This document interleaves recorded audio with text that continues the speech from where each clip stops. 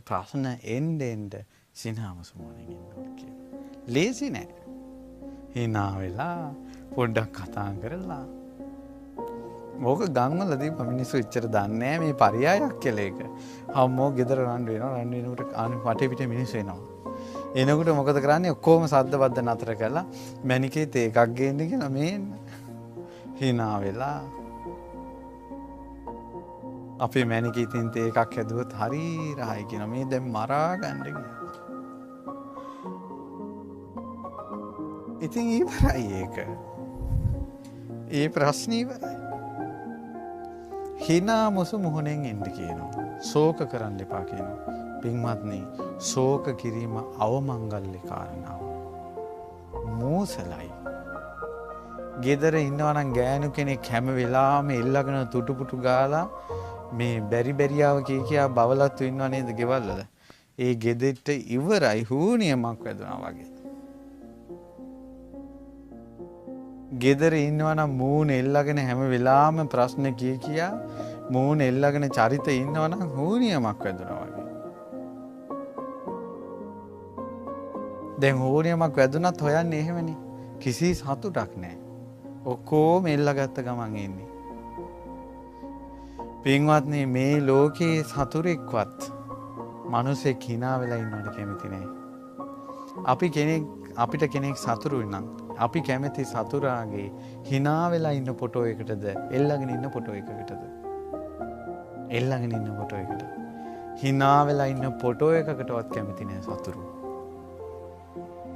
සතුරන්ට දුක් දෙන හොඳම ක්‍රමය තමයි hina වෙලා ඉන්නේ. hina මුසමන. ප්‍රශ්නයක් ආවම hina වෙලා ඉන්න පුළුවන් නම් සතුටින් ඒකම ප්‍රශ්නෙට විසඳුමක් වෙනවා. ඇයි මෙහෙම නෙවෙන්නේ ඕන එල්ලගෙන ඉන්නවා. ඊට පස්සේ අනිත ඇහෙනවා. ඇයි මොකද්ද ප්‍රශ්නයක්ද? නෑ මේ කියනවා. ඊට පස්සේ තව ටිකක් යනකොට අනිත් එක්කෙනාත් අහනවා. ඇයි මොකක්ද ප්‍රශ්නයක්ද? ඒතර ඒක කරදරයක්. ඒක කරදරයක්. ඉතින් hina වෙලා ඉන්නකොට මොකෝ මේ hina වෙලා ඉන්නේ කියනකොට අහන්න ඕන. ඇයි කැමති නැද්ද අපි hina වෙලා ඉන්නවට කියලා.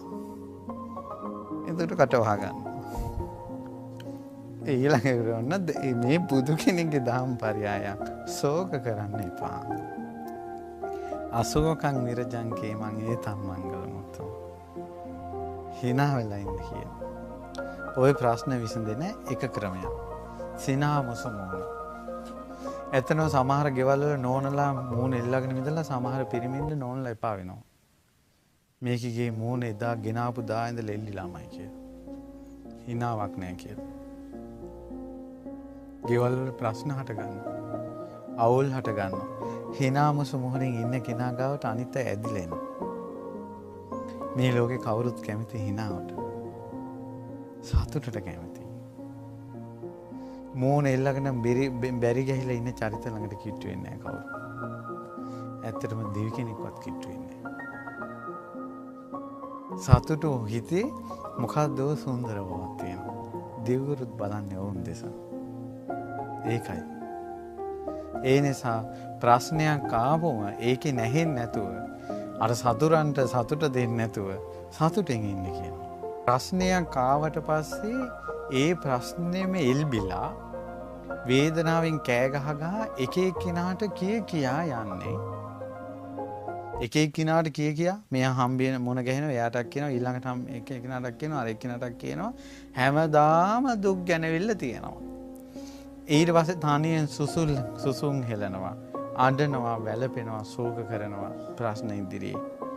බුදුරජාණන් වහන්සේ වදාලා ඒක පෘතජ්ජනයා කරන්නේ. මේක තමයි කිව්වා අයං උච්චති අසුතවා පුතුජ්ජනෝ විද්දෝස විසේන ශෝක සල්ලේන අත්තානං ඒව පරිතාපේති. විස සහිත උලකින් විදලා තමාම වේදනා විඳ ගන්නවා කියන්නේ ඒකට. දුක් වෙවි ඉන්න එකට.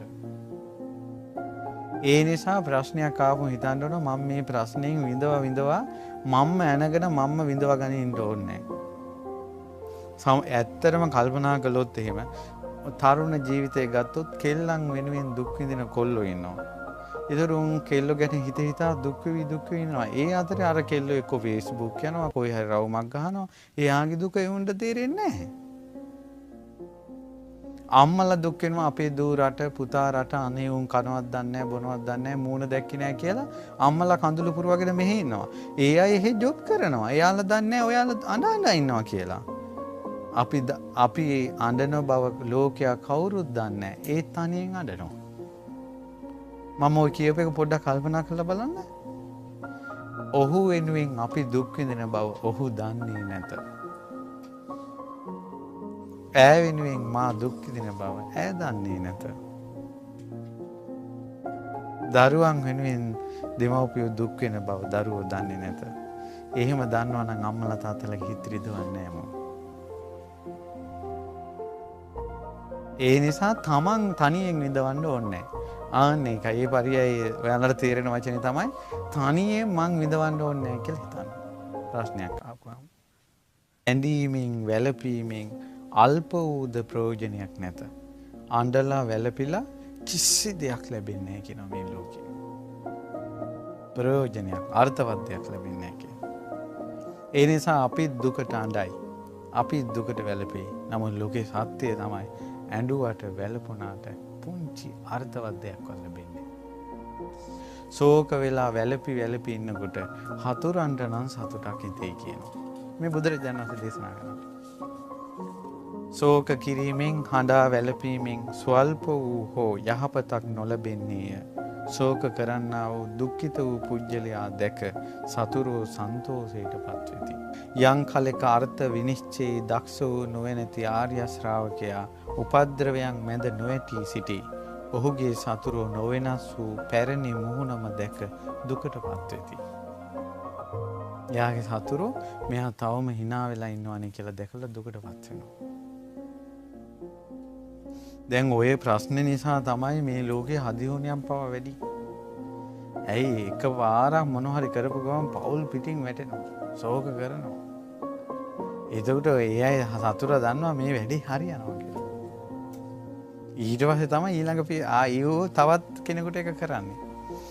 ප්‍රශ්න ඉදිරියේ ශෝක කරන්නේ නැතුව වැළපෙන්නේ නැතුව ඉන්නවා නම් සිනාමසු මොහොනින් ඉන්නවා නම් මිනිස්සු ඒවා අතහැරලා දානවා. වැඩක් නැහැ මේවා කරලා.